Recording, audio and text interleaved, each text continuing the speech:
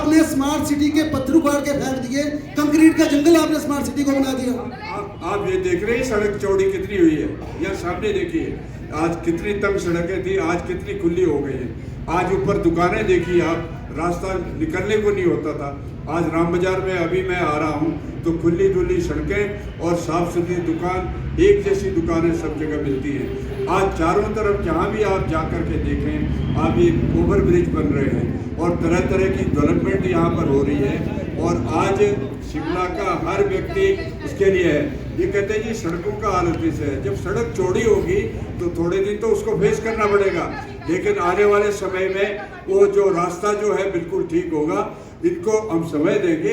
गणेश जी, जनता बोलती है आपने स्मार्ट सिटी का पैसा ठेकेदारों पे खर्च कर दिया, आपने जो पत्थर थे वो उखाड़ के फेंक दिए, कंक्रीट का जंगल पूरा आपने शिमला को बना दिया। स्मार्ट सिटी क्या शिमला बन पाई या कंक्रीट बनकर रह गई? ये शिमला की जनता तय करेगी, इन्होंने नहीं बताना है, क्योंकि शिमला की जनता को जो स्मार्ट सिटी दिख रही है उसके आधार पर वो अपना मन बनाएंगे। इनको लगता है कि जनता को लगता है कि शिमला स्मार्ट सिटी बन चुकी है, माकपा को ये लगता है। कलैर जी आप देखिए, स्मार्ट सिटी का हम लोगों ने देखा, अभी ये लोग भी चुनाव प्रचार में हर एक वार्ड में जा रहे हैं। इनसे पूछिए कि वार्ड में कितना विकास हुआ आपका। आप स्वच्छता की हम लोग बात करेंगे, ये नाले देखिए, आप शिमला शहर के जो वार्ड्स के नाले वो देखिए। और स्मार्ट सिटी जो ये जो भाई साहब कह रहे हैं कि हम लोगों ने स्मार्ट की नगर निगम को दिवालिया कर दिया। हम ये बताना चाहेंगे, जब कांग्रेस पार्टी की नगर निगम सत्ता में थी और संजय चौहान और टिकेंद्र पंवर शिमला शहर से वामपंथियों के नेतृत्व वहां गया और उस एमसी में कई तरह के प्रोजेक्ट लाए और पानी को निजीकरण करने से यहाँ पर बचाया। और उस शिमला शहर के लिए एक स्मार्ट सिटी जो लड़के ली, जो हाई कोर्ट में उसकी रिट की और हाई कोर्ट में जीतने के बाद उस स्मार्ट सिटी को यहाँ पर लाया गया और भारतीय जनता पार्टी की सरकार ने उस स्मार्ट सिटी को धर्मशाला के लिए भेज दिया था। तो इसलिए हम ये कहना चाहते हैं कि कौन सा विकास इन लोगों ने शहर में किया। कंक्रीट के जंगल, कंक्रीट पूरा इन्होंने खड़ा कर दिया और ठेकेदारों को फायदा उठाने के लिए वो जो शिमला शहर की जो सुंदरता थी उस सुंदरता को बिगाड़ने के लिए जो शिमला शहर का जो पत्थर था वो सारा कहाँ गया, वो यहाँ का स्मार्ट सिटी को बिगाड़ दिया। कांग्रेस क्यों चुप रही? देखिए, एक तो इनकी ट्रिपल इंजन की सरकार थी, एक इंजन केंद्र में बैठा हुआ था जो फेल हो गया। विपक्ष कहाँ था? विपक्ष कहाँ था? आप अपना जवाब दीजिए ना, विपक्ष कहाँ था? मैं वो भी आता हूँ, उस पर भी आता हूँ। एक इंजन यहाँ बैठा हुआ था जो हाँफ गया। तीसरा इंजन था नगर निगम शिमला, जो कि ट्रबल इंजन बन के रह गया है। स्मार्ट सिटी की अगर मैं बात करूँ तो आप देख सकते हैं सब्जी मंडी में जाकर के गोल के टेरे बनाए हुए हैं। देखिए, जो आरसीसी के स्ट्रक्चर बनना था ठेकेदारी पद्धति को बढ़ावा देने के लिए, अगर आरसीसी का स्ट्रक्चर बनता तो 3000 रुपए स्क्वायर फीट रेट था। इन्होंने 12,000 रुपए स्क्वायर फीट ठेकेदार को फायदा पहुंचाया। और जितनी भी लिफ्ट विकास नगर में बन रही है, पहले रिवाली के पास बन रही है, वो पीडब्ल्यूडी हाउसिंग बोर्ड उसमें इन्वॉल्व नहीं है।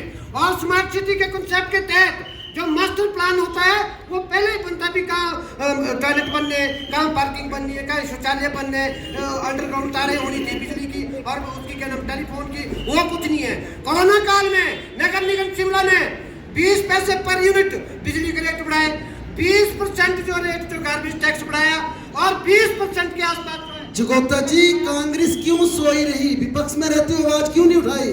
अगर सत्ता पक्ष को अहंकार हो गया था, आपने ये धरना क्यों नहीं दिया? इनको निंद्रा से क्यों नहीं जगाया? आज चुनावों में आपको क्यों याद आ रही है इस चीज की? वो जो विधानसभा में हमने धरना दिया वो नहीं दिखा क्या? जो सड़कों में हम गलियों में घूम रहे थे धरने के रूप में, हम तो धरना ही दे सकते थे। ये निरंकुश शासक बन के बैठे हुए थे। और जयराम जी ने यहाँ तक ओपीएस के बारे में विधानसभा में इतना तक कह दिया था कि जिसने ओपीएस लेनी हो इलेक्शन लड़े। और ओपीएस का जो इन्होंने आज बहुत बड़ा इशू बनाया हुआ है पूरे देश में, प्रदेश में तो है ही, जबकि बीजेपी की सरकार ने 10 अप्रैल 1999 को वाजपेयी ने नीचे केंद्र में बंद किया। जगोता जी, स्मार्ट सिटी का सवाल ओपीएस पे कहाँ चला गया? आपसे जानना चाहेंगे, स्मार्ट सिटी को किस प्रकार से देखते हैं आप? भारतीय जनता पार्टी कहती है कि हमने स्मार्ट रोड्स बनाए, हमने सड़कें देखी है, फ्लाईओवर ब्रिज बनाए, हमने जो चलने को दिक्कत थी उसे दूर किया, ट्रैफिक की दिक्कत को दूर किया। आम आदमी पार्टी शिमला की स्मार्ट सिटी को कैसे देखती है? अगर आप 2 मिनट ध्यान से मुझे सुनेंगे या मुझे देंगे, मैं आपको बताता हूँ कि कंसेप्ट होना क्या चाहिए।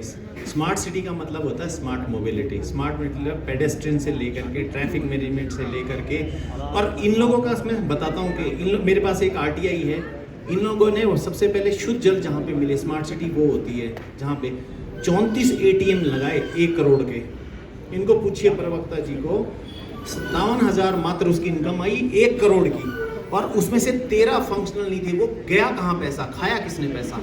और आज और ये बात करते हैं उस आरटीआई के बाद ये इंजेक्शन इनको लगा, तीसरे दिन ही इन्होंने उखाड़ के वहीं से सारे एटीएम लाके अब कहते हैं जी इसमें मुफ्त पानी मिलेगा। आप कितने का 1 करोड़ का पानी पिला सकते थे? दूसरा, आप जब बात कर रहे हो रोड चौड़ा करने की, इसमें तो इन्होंने, अगर आप देखेंगे कहीं भी सर्कुलर रोड पे जाइए, इन लोगों ने उस स्ट्रेच पे भी पेडेस्ट्रियन पाथ बना दिया जहां पे 10 लोग भी नहीं चल पाएंगे। करोड़ों के 16 करोड़ का प्रोजेक्ट गवर्नमेंट कॉलेज से संजौली तक है। जहां पेड़ खड़ा है उसको पेड़ को छोड़ दिया, जहां पे गड्ढे पड़े हैं वहां गड्ढे छोड़ दिए। तो वो 16 करोड़ रुपया गया कहां? मेरा और आपका टैक्स का पैसा था, वो वेस्टेज गया।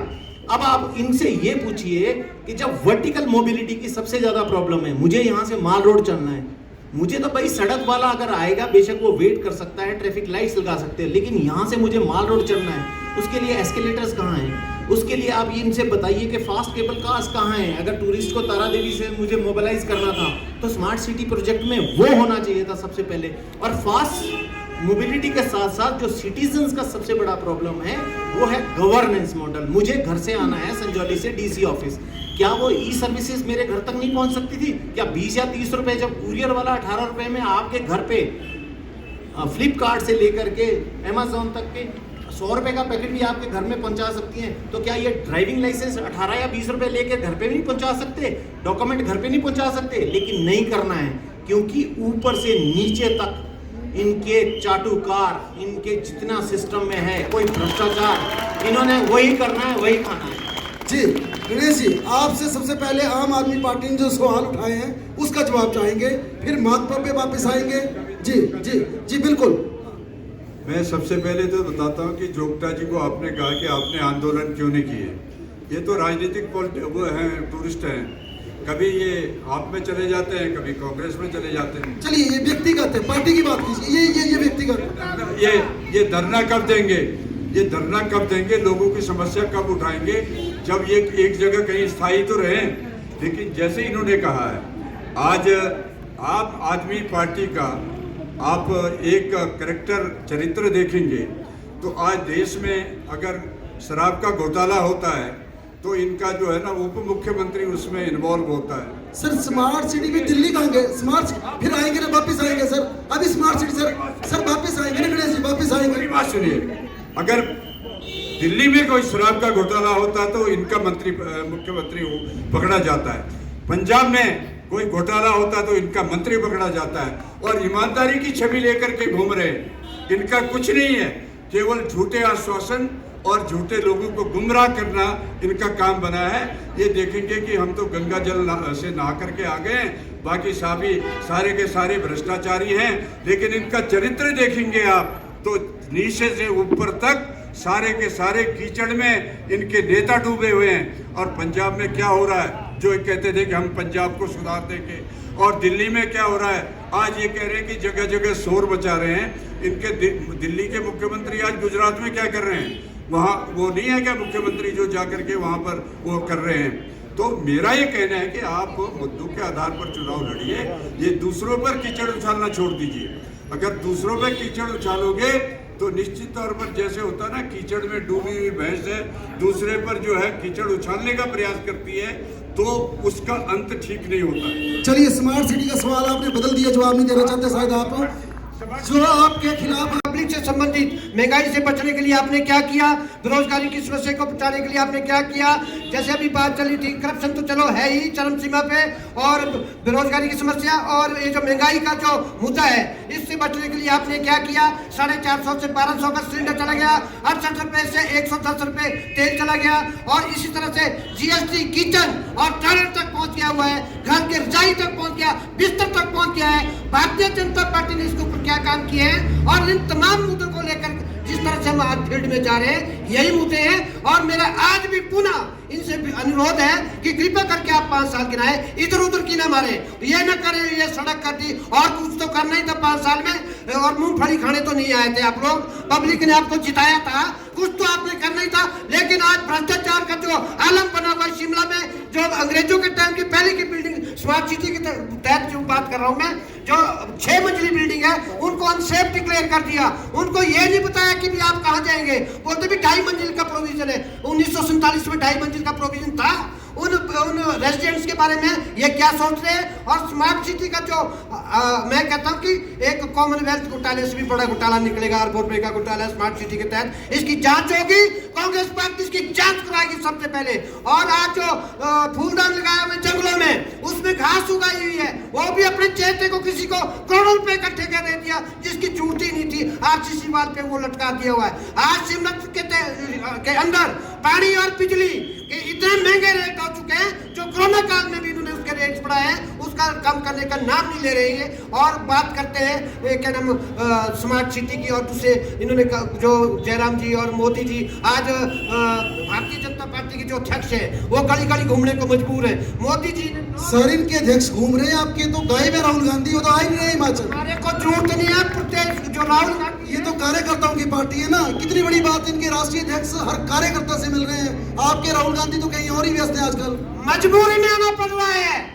राहुल गांधी भारत जोड़ो यात्रा में लाखों लाखों लोग जुड़ रहे हैं। उनके जो आज खड़गे साहब, पूरे जो केंद्र की जो हमारी हाई कमांड है वो यहाँ हिमाचल में बैठी हुई है। अब राहुल गांधी का हमें वो अपने काम में बिजी है, उसका मैसेज प्रदेश में भी जा रहा है कि किस तरह से लोग वो जोड़ रहे हैं, उसका सीधा सीधा मैसेज यहाँ भी जा रहा है। उसमें कोई छूट नहीं है। और हमारे को जो है अपने काम से काम मतलब रखना चाहिए। जिसने काम किए वो, अगर कोई राष्ट्रीय नेता ना भी आए, मैं दावे से कहता हूँ जरूरत नहीं होती। अगर आपने काम किया तो किसी की भी जरूरत नहीं होती। जैसे अभी कहा गया है कि भी घर बैठे भी आपको वोट मिलेंगे अगर आपने काम किए हो।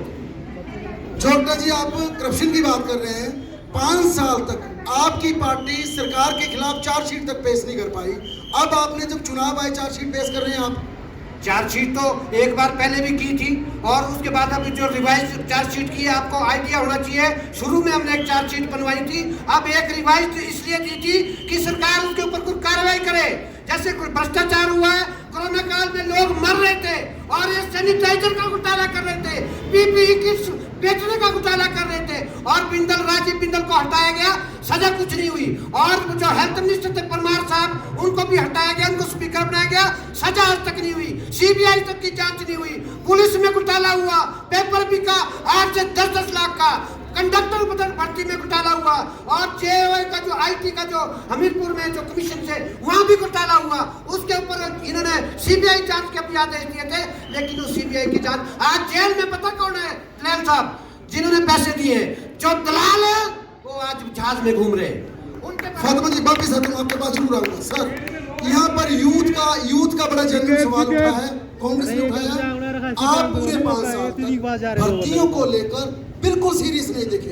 आपकी जीओआईटी की भर्ती देखी जाए 556, 817, 939, चाहे जेबीटी, जितनी भर्तियां थी, आपकी सारी हिमाचल प्रदेश में भर्तियां लिटिगेशन में फंसती रही, सुप्रीम कोर्ट से लेकर हाई कोर्ट तक।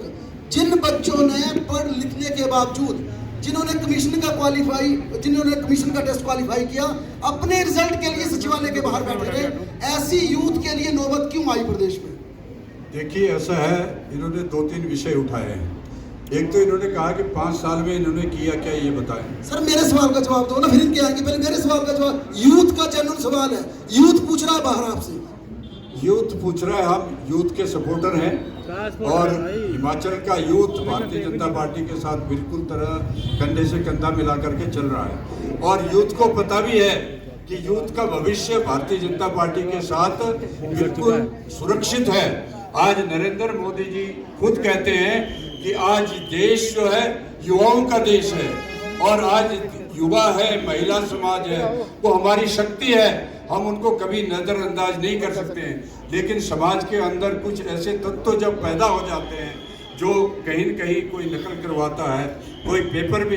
गुरुजी, आप रिजल्ट क्यों डिक्लेयर नहीं कर पाए? जीओआईटी का आपका कोई रिजल्ट डिक्लेयर नहीं हुआ। सारे बच्चे सचिवालय के बाहर देखे जाते थे अपने रिजल्ट के लिए। देखिए, जैसे ही इन्होंने पुलिस की बात करी, पुलिस में जो भी भर्ती का जो पेपर लीक हुआ, हमारी सरकार ने तुरंत उसको कैंसल करके नए सिरे से उसकी तुरंत विदिन नो टाइम जो है वो भर्ती कराई। हमारी नीयत बिल्कुल साफ है, हम बिल्कुल युवाओं को रोजगार देना चाहते हैं। जहाँ तक इन्होंने ये कहा कि 5 साल में ये बताएं कि हमने क्या क्या किया है, अगर इनको हम बताने लगेंगे तो शायद ये रात को सो नहीं पाएंगे। हम बताना चाहते हैं कि मैं ये पूछता हूँ कि आपको कोरोना के 2 साल के काले एक जो समय रहा है उसमें हर घर में एक सैनिटाइजर हमने पहुंचाया, हर घर में मास्क पहुंचाए, हर व्यक्ति को इंजेक्शन लगा, हर व्यक्ति को दो इंजेक्शन लगा। 2 इंजेक्शन में हिमाचल प्रदेश देश में आप नंबर 1 रहे, लेकिन इन लोगों को दिखता नहीं है। तो आज अगर ये दिखता नहीं, देश के 80 करोड़ लोगों को 2 समय का भोजन मुफ्त में मिला, कुछ नहीं, और ये केयर के माध्यम से 5 लाख लोगों को रजिस्टर्ड किया है, उनको आज बीमा पॉलिसी का लाभ मिल रहा है। आज 3,50,000 लोगों को उज्ज्वला योजना के अंतर्गत गैस का सिलेंडर मिला है, और आने वाले समय में मिलेगा। लेकिन जो देखना ही नहीं चाहे, जो अंधे हैं, उनको कुछ दिखता नहीं। आपको क्या लगता है जिस प्रकार से ये तमाम सवाल उठ रहे हैं, माकपा किस तरह से देखती है इन तमाम प्रश्नों को, उत्तरों को? देखिए, मैं तो एक स्मार्ट सिटी के मुद्दा जो यहाँ पर उछला था,